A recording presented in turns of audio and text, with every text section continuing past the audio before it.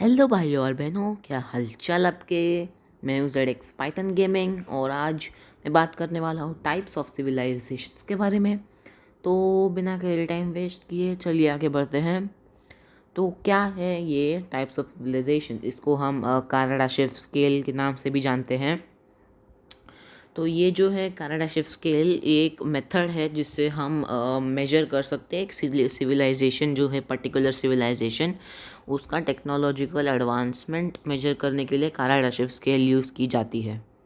तो ये जो है मैं जो है काराडाशेव स्केल ये डिस्कवर की गई थी सोवियत एस्ट्रोनॉमर निकोलाई काराडाशेव ने 1964 में।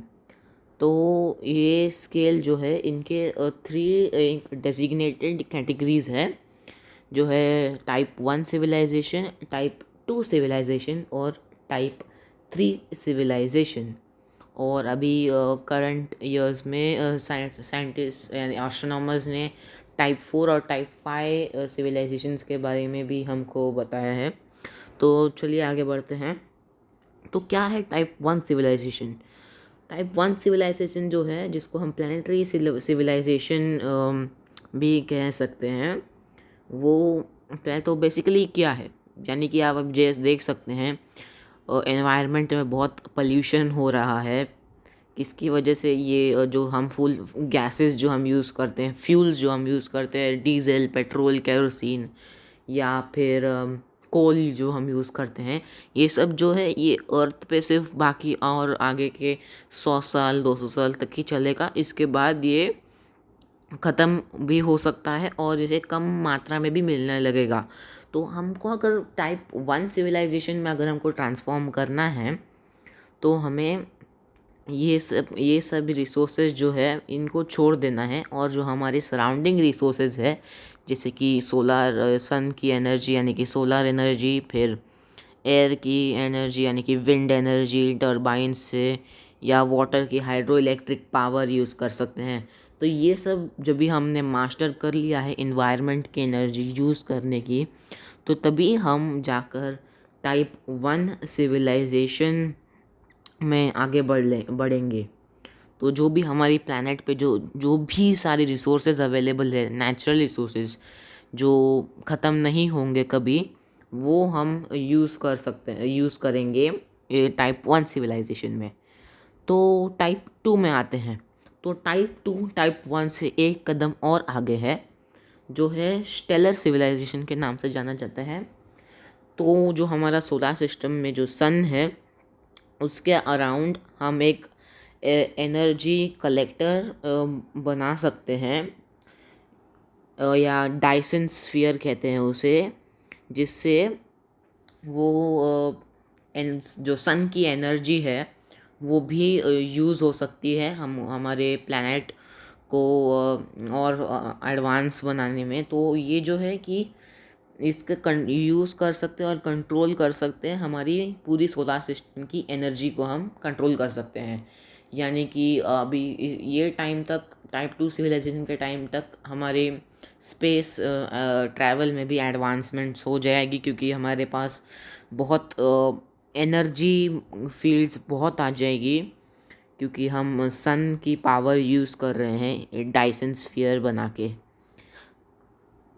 तो ये जो है, इसमें भी आगे बढ़ने के लिए बहुत सारी टेक्नोलॉजिकल एडवांसमेंट्स की ज़रूरत है।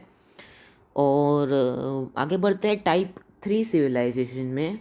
टाइप 3 सिविलाइजेशन जो है, इसको गैलेक्टिक सिविलाइजेशन भी कहा जाता है।